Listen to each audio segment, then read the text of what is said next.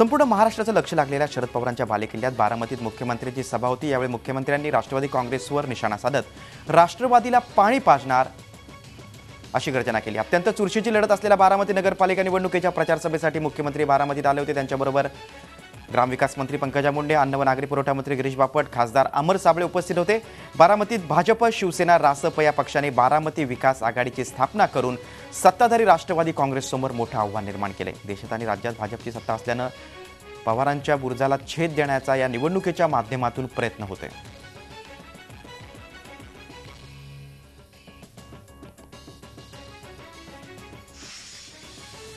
पवारांच्या बालेकिल्ल्यात मुख्यमंत्री काय बोलणार अशी उत्सुकता सर्वांनाच होती। मात्र लोणावळा, तळेगाव, शिरूर आणि आळंदीमध्ये झालेल्या प्रचार सभेत मुख्यमंत्र्यांनी निवडणुकीसाठीही पंतप्रधान नरेंद्र मोदी आणि नोटबंदीचाच आधार घेतल्याचं स्पष्ट झालंय। भाजपसाठी पंतप्रधान नरेंद्र मोदी हाच एक आश्वासक चेहरा आहे, हे निर्विवाद सत्य आहे। म्हणूनच देशात कोणत्याही कोपऱ्यात कशाच्याही निवडणुका झाल्या तरी भाजपकडून मोदी हाच ब्रँड वापरला जातो। पुणे जिल्ह्यात येत्या 14 डिसेंबरला 10 नगर परिषदांसाठी मतदान होते। भाषणात मुख्यमंत्र्यांनी पंतप्रधान नरेंद्र मोदी यांच्या योजनांचा आणि नोटाबंदीचाच मुद्दा उचलत भाजपला मतदान करण्याचं आवाहन केलं।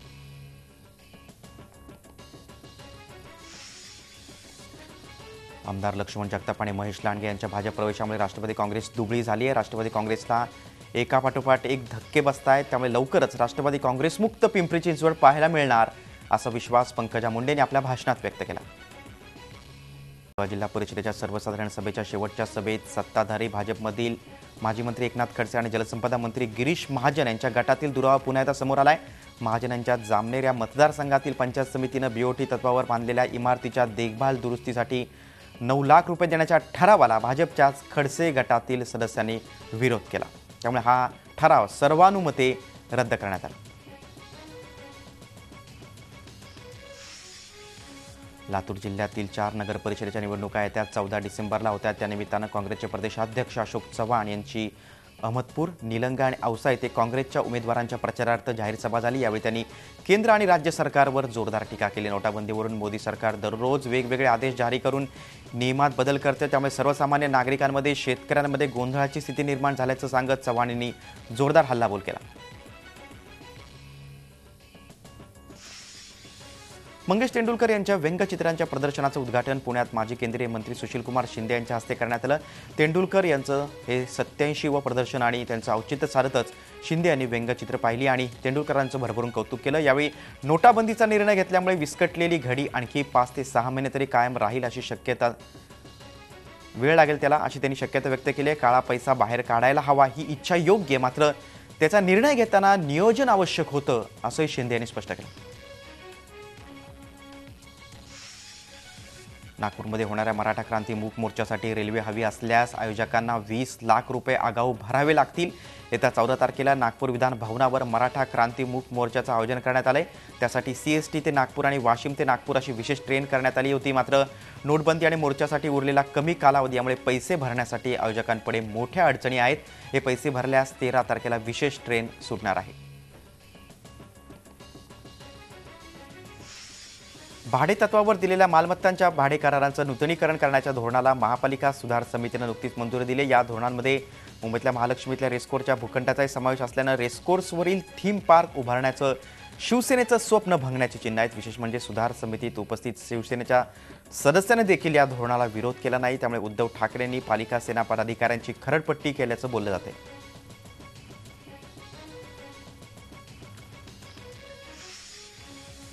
आमदार बच्चू कडू यांनी मातोश्रीवर शिवसेना पक्षप्रमुख उद्धव ठाकरे यांची भेट घेतली। नोटाबंदीमुळे अडचणीत आलेल्या शेतकऱ्यांसाठी बच्चू कडू यांनी प्रहार संघटना आंदोलन छेडणार आहे। या आंदोलनामध्ये शिवसेनाही सोबत असावी यासाठी ही भेट झाली।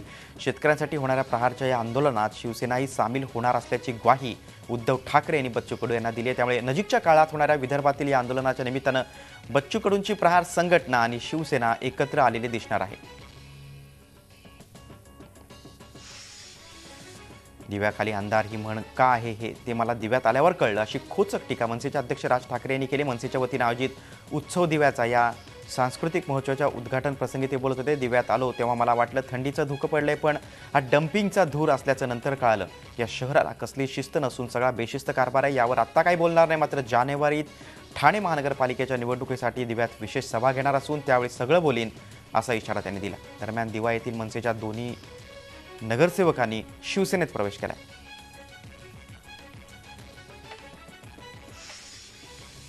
औरंगाबादच्या महापौरपदाचा तिढा अखेर सुटलाय. महापौरपदी भाजपचे भगवान घडामोडे यांना उमेदवारी त्यांनी जाहीर केली. शुक्रवारी मुंबईत भाजपची बैठक झाली, त्यात हा निर्णय घेण्यात आला. भाजपकडून 2 नगरसेवकांनी महापौरपदासाठी जोरदार लॉबिंग केलं होतं. अखेर यात भगवान घडामोडे यांनी बाजी मारली आहे असंच म्हणावं लागेल. घडामोडे यांनी महापौरपदासाठी फॉर्म भरला. यावेळी शिवसेनेचे खासदार चंद्रकांत खैरे उपस्थित होते, तर शिवसेनेनं उपमहापौर पदासाठी आधीच नाव जाहीर केलं. त्यामुळे दोन्ही पक्षांचं संख्याबळ पाहता निवडणुकीमध्ये फारशी चुरस नाही.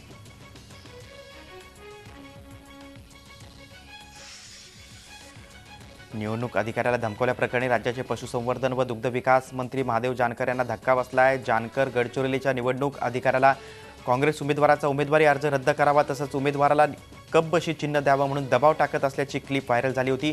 निवडणूक आयोगाने याची दखल घेतली आहे. ज्या जेसा मोटवानींसाठी जानकरांनी दबाव टाकला त्या प्रभाग 9 ची निवडणूक आयोगानं रद्द केली आहे. इथली निवडणूक स्वतंत्रपणे घेण्यात येणार असल्याचं निवडणूक आयोगानं स्पष्ट केलंय.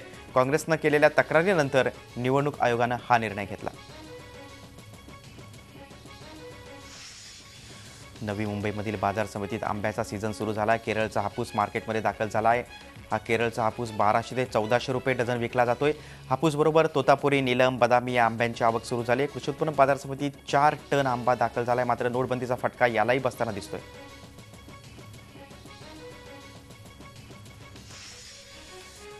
राज्यातील शेतकऱ्यांची स्थिती पाहता आता सगळेच राजकीय पक्ष त्यांच्या मदतीसाठी सरसावलेत.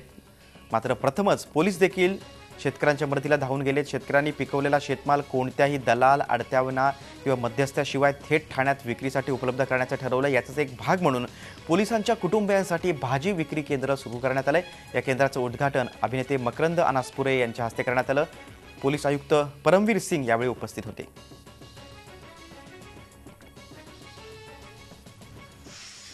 बारवी धरणातील उपयुक्त पाणीसाठा 89% असून गेल्या वर्षी याच काळामध्ये तो 59.77% होता. सध्या या धरणात 208 दशलक्ष घनमीटर पाणीसाठा आहे, जी गेल्या 5 वर्षातल्या 152.30 दशलक्ष घनमीटरपेक्षा सरासरीपेक्षा कितीतरी जास्त आहे.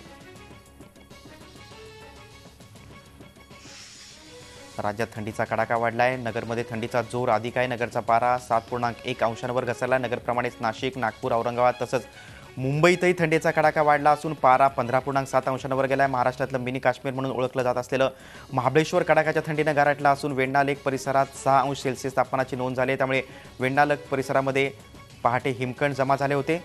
सुट्ट्यांमुळे देशभरातून हजारो पर्यटक महाबळेश्वरमध्ये दाखल झाले असून सध्या पर्यटक गुलाबी थंडीचा आस्वाद घेत आहेत. तर निफाडमध्ये यंदाच्या मोसमातील सर्वात कमी तापमानाची नोंद झाली. निफाडमध्ये पारा हा 6.4 अंशांवर गेलाय. तर विदर्भातही थंडीचा कडाका कायम आहे. अमरावतीमध्ये 9.8 अंश सेल्सिअस तापमानाची नोंद झाली.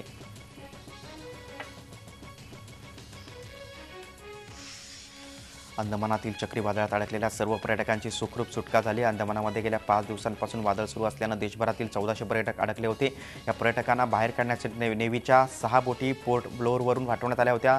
3 IF चॉपर्स देखील पाठवण्यात आले होते. पोर्ट ब्लेअरपासून 40 किलोमीटर अंतरावर नील आणि हॅवलॉक बेटांवर हे पर्यटक अडकले होते. यामध्ये पुण्याचे 55 ते 60, ठाण्याचे 16 आणि नाशिकचे 2 पर्यटक अडकले होते. मात्र आता देशभरातले सर्व पर्यटक सुखरूप परतलेत.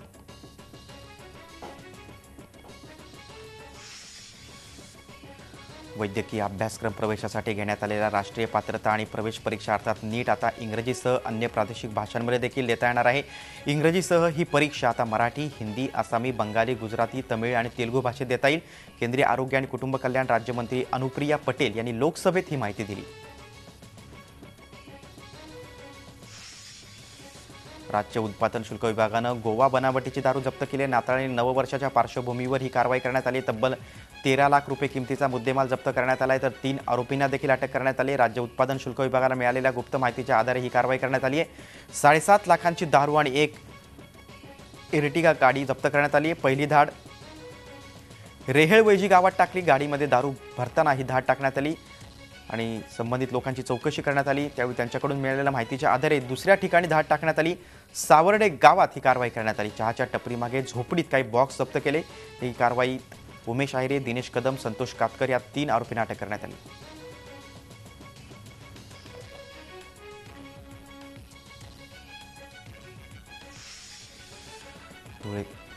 जिल्ह्यातल्या दोंडाईच्या मधल्या होमगार्ड समादेशक मोतीलाल शंकर भोई आणि सहलिपिक प्रमोद जाधव यांना अटक करण्यात आली। लाच घेतल्याप्रकरणी या दोघांना एसीबीनं रंग्यात अटक केली आणि त्यानंतर त्यांना अटक करण्यात आली। फिर्यादी होमगार्डनं ईद काळात बंदोबस्तासाठीच्या यादीत आपलं नाव टाकावं यासाठी आरोपींनी त्याच्याकडे 500 रुपयांची लाच मागितली होती। तक्रारीनंतर एसीबीनं सापळा रचत आरोपीला अटक केली। 2.5 वर्षांच्या चिमुकलीला मारहाण करून तिच्यावर अत्याचार करण्यात आले। अहमदनगरच्या केडगावमध्ये ही संतापजनक आणि काळीज पिळवटून टाकणारी घटना घडली। चिमुकलीची तब्येत गंभीर असून तिला उपचारासाठी पुण्यामधल्या ससून हॉस्पिटलमध्ये दाखल करण्यात आलंय। अज्ञात व्यक्तींविरोधात कोतवाली पोलिसात गुन्हा दाखल करण्यात आलाय।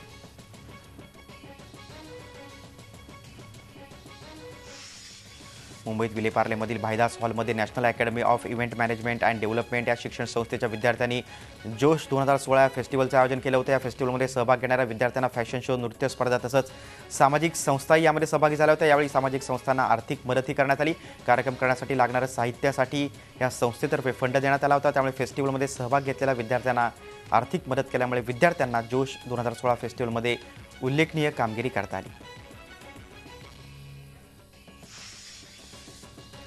कल्याणकर ज्याची आतुरतेने वाट बघत असतात त्या देवगंधर्व महोत्सवाला मोठ्या उत्साहात सुरुवात झाली। अभिजात शास्त्रीय संगीतावर आधारित असा हा महोत्सव कल्याण गायन समाजातर्फे भरवण्यात येतो। 2001 पासून सुरू झालेल्या या महोत्सवामध्ये भारतातील अनेक ख्यातनाम कलाकारांनी आपली कला सादर केली आहे। त्यामुळे एक वेगळंच वलय या महोत्सवाला प्राप्त झालं। यंदाही कल्याणकरांना दिग्गज कलाकारांची ऐकण्याची पर्वणी मिळते आणि श्रोत्यांची देखील कलाकारांना दाद मिळते।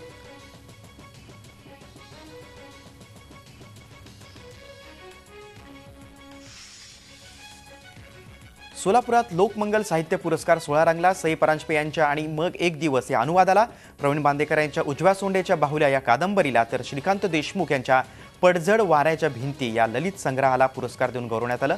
सोलापूरचे इतिहास संशोधक गोपाळराव देशमुख यांना विशेष पुरस्कार देऊन गौरवण्यात आलं। झी 24 तासचे मुख्य संपादक डॉक्टर उदय निरगुडकर यांच्या हस्ते पुरस्कार प्रदान करण्यात आला। यावेळी लोकमंगलचे सर्वेसर्वा आणि सहकार मंत्री सुभाष देशमुख उपस्थित होते। साहित्यप्रेमींचीही मोठ्या संख्येने उपस्थिती होती। 2,500 रुपये रोख मानचिन्ह असं या पुरस्काराचं स्वरूप आहे।